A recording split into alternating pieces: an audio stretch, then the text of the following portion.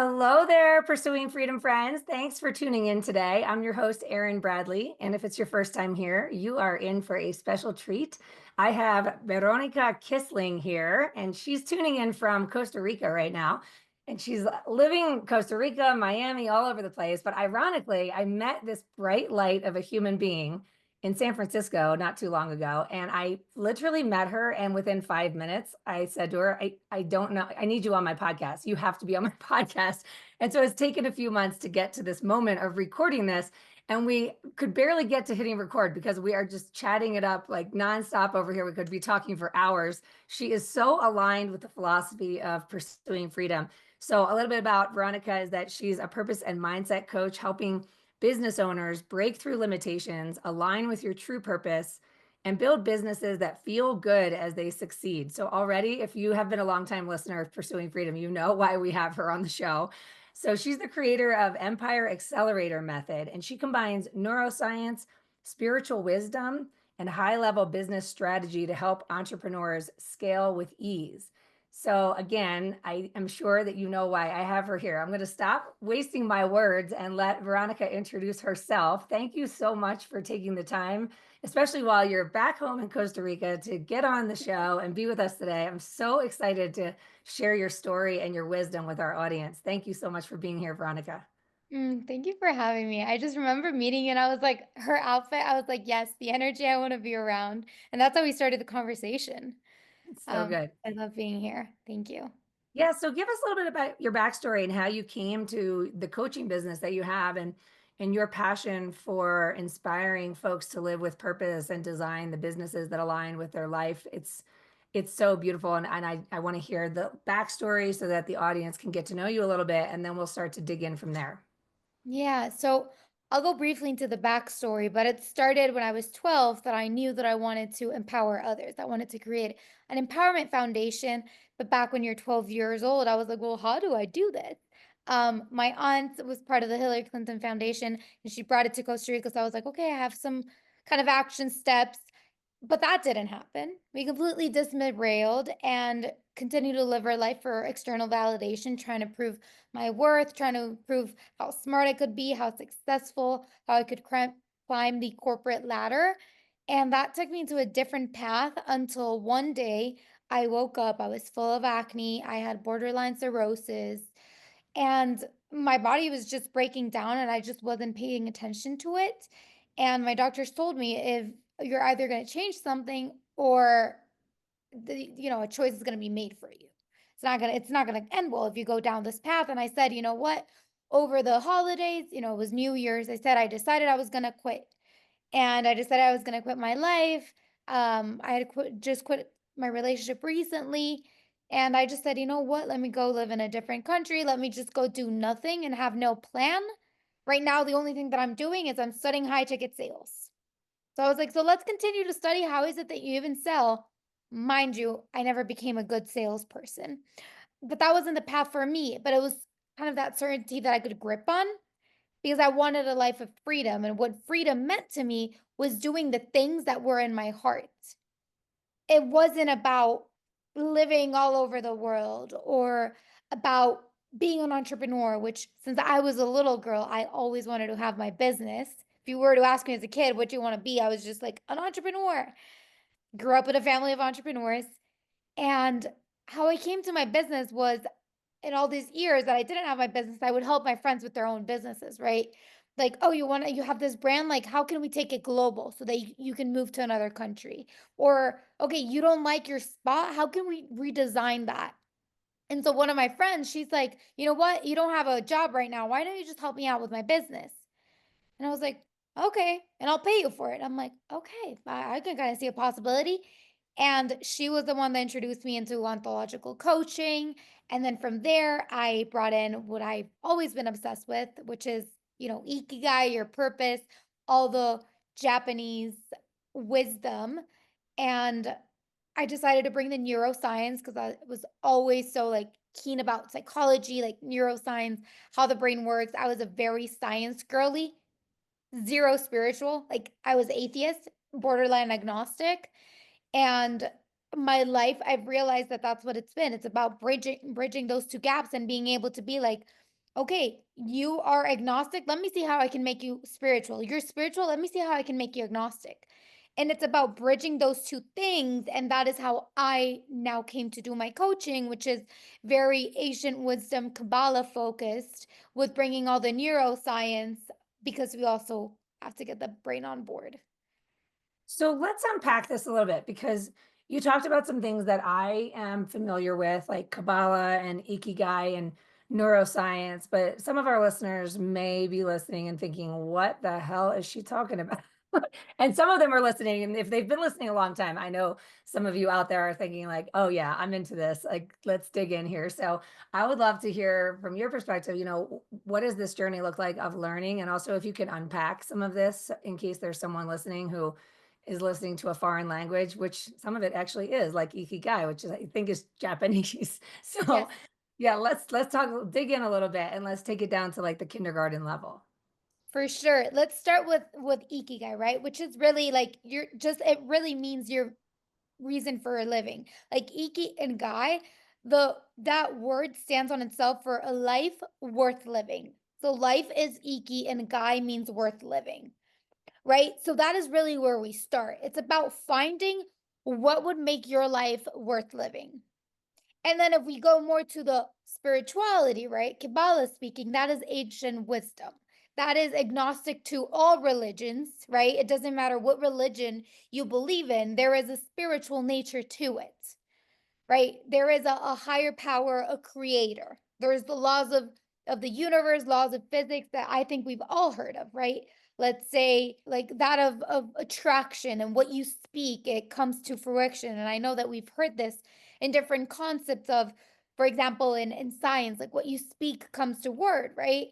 But if you go more to that ancient wisdom, it's literally the definition of abracadabra. What you speak comes into word. So, what I love to do is showing you how the same secular quote that we always hear, maybe the same thing of this, of like what you speak comes into words, your thoughts, your words are so important. It's about saying, okay, how does spirituality say that? But then also, how does the science say that? If the science says that, it would be more of the reticular activating system, right? What are we filtering through? In the 11 million bits per second, what are those 50 beats that we have? So the reticular activating system, again, I know what this is, and I program it daily with my affirmations. What is your perspective on the reticular activating system and how you bring that into your work? And if you could also unpack that for the listeners. Yes. So reticular activating system, it's a fancy word in the brain for a filter of your reality. And it basically means that your reality is created by your thoughts. So you're not really afraid of the unknown. You're afraid of what you're pulling from your past hurting, from your past fears that are actually creating that reality for you. So you fear based on data, right? Data of what you lived, which is totally reasonable for everybody to imagine, right? But if we say, okay, this concept and how I practice it, right? It's okay, if I can say that something can occur from nothingness, right? If you go to the physics of it, then that means that you can achieve your success in any timeline. You don't need to have the credibility markers and all these success things. It's just you have to be in alignment in your being. And it's a very deep concept, but what it really means, it's just you create your reality based on what you think, based on the patterns that you see. And even when you see the reality, I think something very tangible that people have questioned is, okay, can you and I see the same blue? Or how do I know that your blue is not a yellow, but you are conditioned to see it the same way? So it's the same thing. That's why we have so many issues in communications and relationships, business, because we don't know how to communicate. We're trying to communicate our brain, our reality, and another person is filtering the information through their reality. Yeah, so I'm a huge believer in all of this. Not, I don't even want to say I'm a believer, I'm a witness to it. I have so much evidence in my experience to show me the truth in this information, this knowledge, these laws. And for me, it's been a process, I would say, over the last 5 to 6 years of this, what I refer to as this unbecoming, Because to Yes. your point, you started the conversation by giving a little background about building this life validated by external factors. And I think we all have this tendency to do that. And it's stemmed from the conditioning sometimes of our childhood and also our insecurities and things. And so I know for myself that when I went 100% commission, I was terrified of everything. I was terrified of being seen as salesy. I was terrified of doing the most of the things they told me I needed to do to be successful. And as a result, I had a massive failure and fell flat on my face. And so in that failure and in that deep insecurity and fear, I started to take the advice of people and execute in spite of the discomfort or the misalignment. And so for many years, I just kind of muscled through activity and muscled through the days to get what I needed to feel validated and frankly to pay my bills. I was desperately in need of finding that external success because I had actual real demands, like bills to pay, right?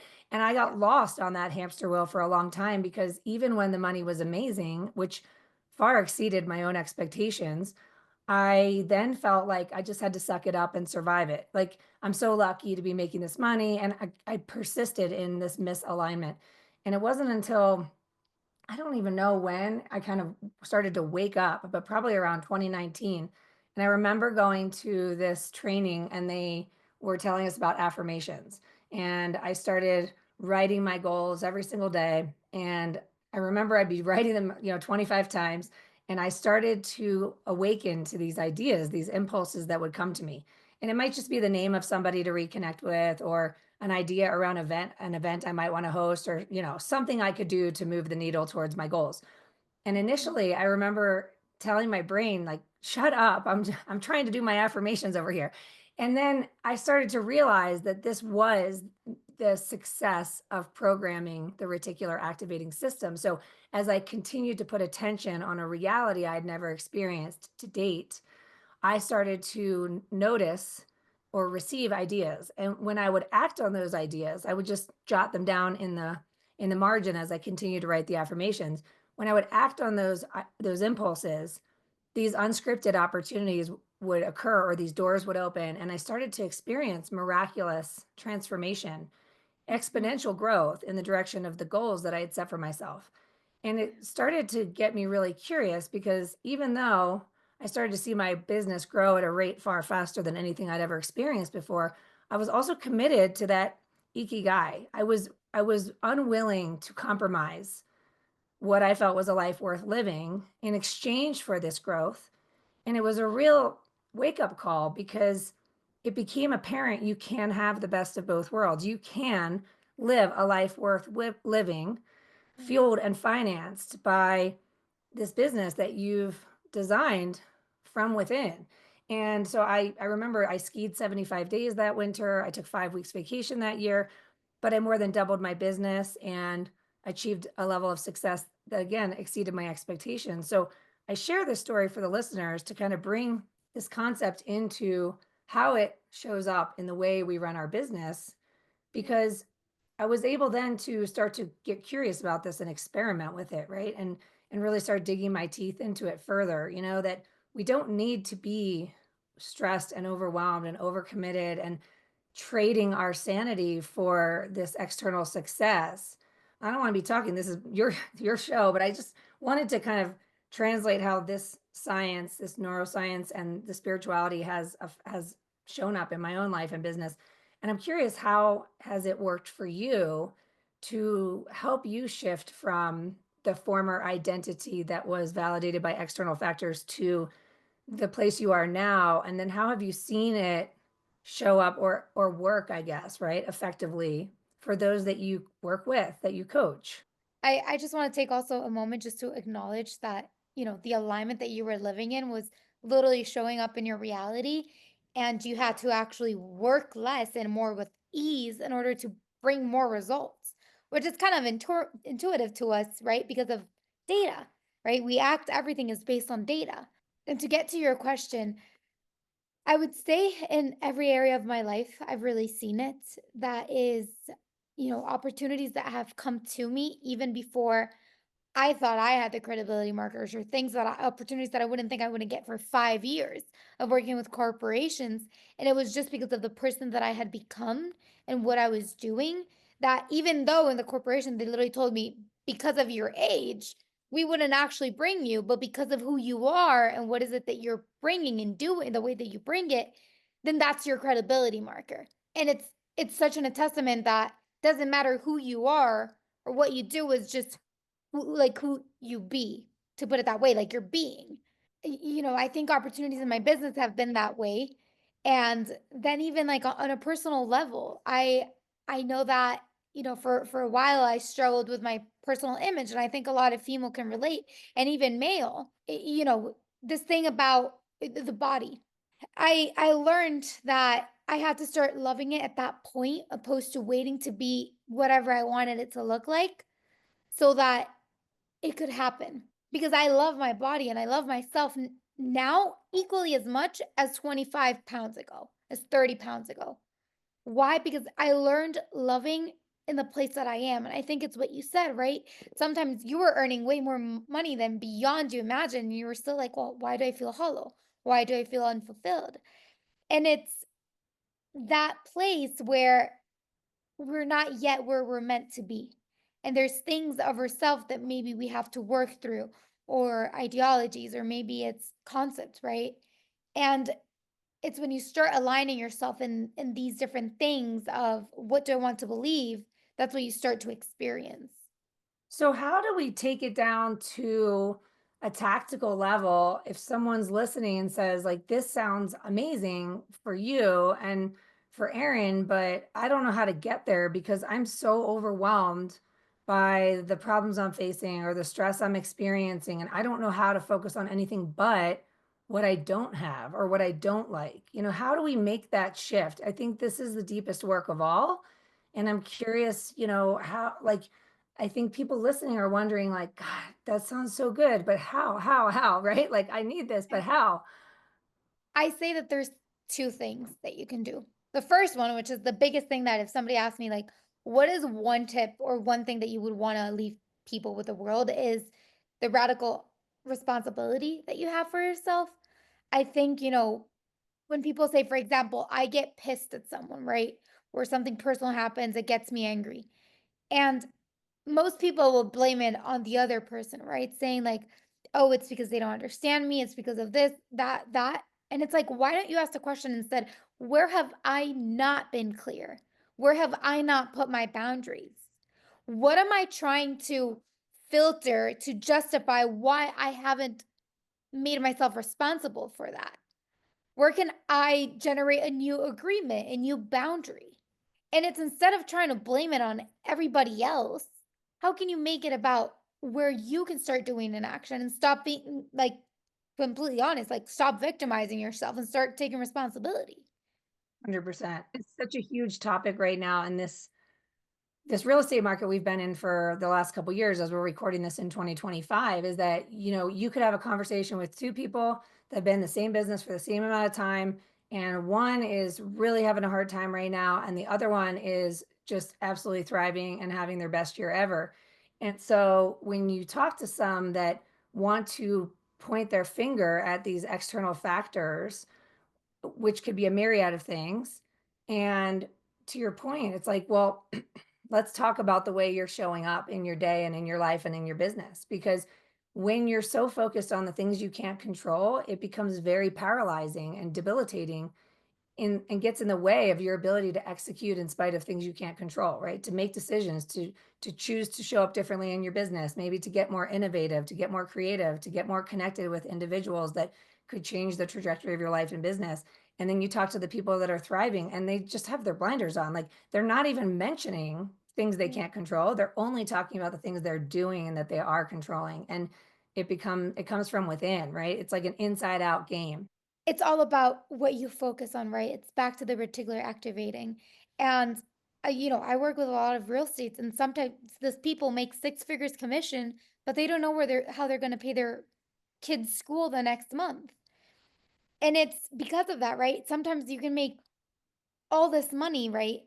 But then it all goes out. And it's the same thing of what are you focusing on? When you're able to actually hone in on what's the good, how can I find more abundance? How can I find more opportunities? How can I pivot? Maybe they're saying, like, oh, it's because it's the market this, it's because it's the market that. And it's like the opportunities in every market, people thrive in every market. Actually, people in the hard markets, they thrive more because they all become opportunities. But it's only the people that choose to see that opportunity to thrive. I think COVID is the biggest example, right? So many businesses exploded and so many brands. And there were so many also that were shattered. And yes, it could be a part strategy, but I say it's 20% strategy and 80% mindset work. It's even the way that you sell, like you said, it's who you are when you're going into these negotiations. Are you already going there trying to buy with your customers' belief systems? Where are you thinking they can't afford it, or maybe I won't show them that showing? Or, is it like it's so hard to find real estate right now? Then that is exactly where you're going to go out looking. It sounds pretty crazy, but you can do it with everything. If you think about the red car syndrome, let's give some science to the people. It's that when you say, okay, I want to get a red car, as soon as you drive off the parking lot with your new car, you see all these red cars.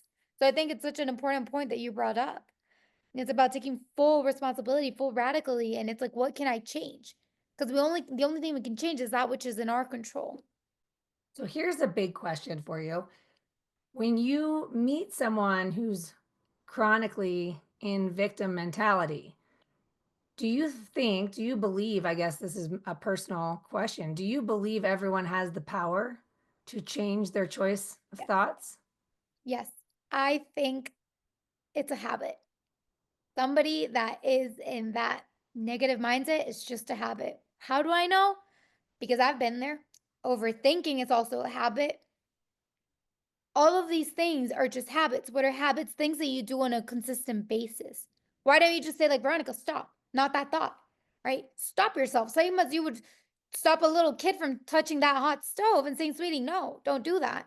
Why don't you do the same thing to yourself? It's about that self boundary, even. How can I set that boundary for myself if not speaking negatively? So 100%, I mean, it's my opinion. That's how I view it, but I think you can change any reality. And I know people from all walks of life. And I believe so too. I mean, I've seen the way that I've been able to reprogram my own thoughts that lead to my beliefs, that lead to my behaviors, that are my habits. And it does take work. And I think that is the thing that a lot of people want to avoid because it feels safer to stay busy and occupy the time with busyness and going and doing and hurry up. Somebody said on one of my coaching calls today that I'm learning to associate taking a break with getting results. Yeah, And I don't think people love it when I tell them that if you really want to speed up, the first thing to do is slow down. 100%. It's like a slingshot. When you pull it back, it only will go, the more you pull it back, the quicker it will go forward. And I truly think, like, I was a person that would avoid my thoughts. I avoided my feelings. I I was an avoidant by nature. That was my habit, avoiding everything. Every free space that I had, even if it's, and here's where it's going to be contradicting, even if you're listening to podcasts all the time, to books, learning, having conversations, you're still avoiding the free time. You're still avoiding the stillness. And in the stillness, it's where all the answers lie. When you are avoiding so much, and that's why personally I wanted to do the going to Europe, the revamping everything, leaving everything behind.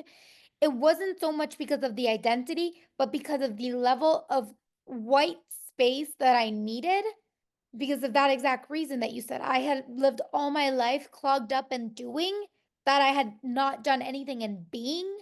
What I learned, even the reason why my business propelled so quickly in that moment, it's because I had so much free time or time that I was just sitting there and thinking, right? It was a different time zone. I had no friends. I was traveling to a new city every couple weeks or month, and I was learning new experience. How I was being present was through the different things, right? I was using the different senses and touches. I was going to cooking classes, croissant baking classes in Paris. And it was about that stillness. And I remember like crying in Paris and being like, I feel so alone to my best friend. And she's like, you're in Paris. Don't be ridiculous. Go out. And I was like, nobody understands it, but it's so hard to sit just with your thoughts.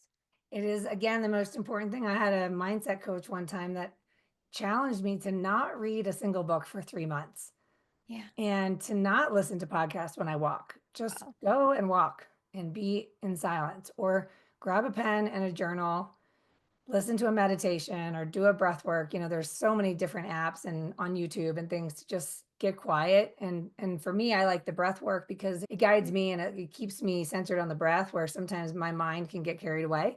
And in those moments, I often find these ideas, these impulses, these downloads, whatever, and I grab my journal and I write it down.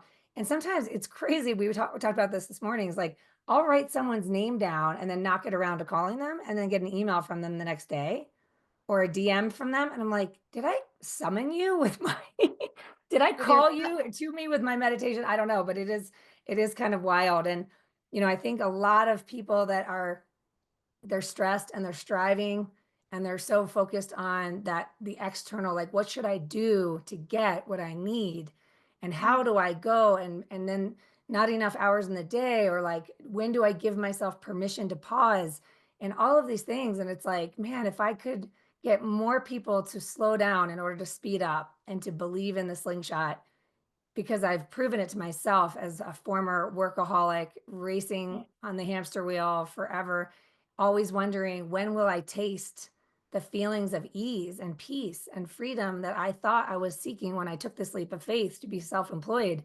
And it's like the world will not give it to you. You have to take it, you have to carve it out and yeah, recognize the power is in the silence. And it is so yeah. uncomfortable at first. And then it becomes something that you just crave. Yeah, and it's so powerful what you just said because it's exactly that. It's like if you have that belief that working hard yields results, which I'm not dismantling that belief. I think it's yeah, when you put in the work, you get the results. But if you have that mindset and you don't have the mindset of at ease as well, then you can go on into trying to be an entrepreneur and you build just an even bigger cage where you're working 24/7. I also Um, think it's interesting because we talk a lot about, like, if you can think of somebody maybe in your industry or a mentor, or, somebody that you admire, a speaker, I don't know, somebody you follow on social media, and ask yourself, what is it about them that you admire? Now, if you admire them because they bring a sense of ease and satisfaction and peace with their accomplishment and external success, then we want to be able to learn how to emulate that. And I believe it's a practice. It's not like, I don't wake up every day and I'm at ease. I wake up every day thinking, where should I go? What should I do? I have so much on my plate. Oh my gosh, my head is spinning. I've got so many responsibilities. I'm juggling all the balls. Where am I going tomorrow? And then I have to stop and say, this isn't how I want to live. And this isn't how I want to feel. And I don't believe this is how I want to show up in my business either. I don't want to show up in my business as somebody who's constantly preoccupied and overwhelmed and scattered and not emotionally present even when I'm in the same room with you. And so if I want to be like the people I admire, then I'm going to have to be willing to take a page from the book and start to practice. And I think it gets better over time. It gets easier, but it doesn't finish. There's no finish line with this work. There's no end of the game. No, it's only an expanding of the vessel, and it could be if you want it to. But if you want to hold more, then you have to be more, right? And if you want to hold 100% of being an amazing wife, being an amazing mother, and 100% of being a business owner, and all the different areas that you want, then you have to create a vessel that is able to hold all of that. If not, you're going to be with that belief of I can only be a good mother or I can only be a good businesswoman, right? Because if you're not more, then you only have enough space to hold certain percentages of each. And you might have to be 50 on each of them. And you won't want then you won't do anything to the 100% capacity that you could. So I think it's all about expanding your vessel. And then once you're in that place where everything's in there and you're like, but how could I be an even better wife? How can I impact even more people, transform more lives? It's like that curiosity and that drive for wanting to be more and create more of an impact. And that's something that I like you, I believe it should never die. It should only grow it bigger. I love it so much. Well, we've covered a lot of your brilliance, and your energy and your light is so bright. I adore you. And I'm so grateful that you've taken the time to share with our listeners today. So, Veronica, if folks want to find you, follow you, get a hold of you, how can they do that? You can just go to Veronica Kissling in Instagram, and that's probably the best way. You can message me. I asking any questions, I'm happy to reply back, voice notes, everything. I know we could go on for hours. So if there's something that you need more of, guys, then please DM Veronica. Or if there was something that spoke to your soul, let her know, because I've been saying this a lot on the show lately that we speak out to the universe with these podcasts, not knowing who's out there listening. And Mhm. hopefully it's having a positive impact on your life. And if it is, we love hearing it because it fuels us and inspires us to keep going. So please reach out to us. And if you're loving this content, please make sure that you stop what you're doing and leave that 5-star review if you haven't done so already, because it really does help us continue to attract amazing guests like Veronica and help this content get found so more people can be on their way to building a life you don't need a vacation from. I love you. I appreciate you. And we'll see you next time.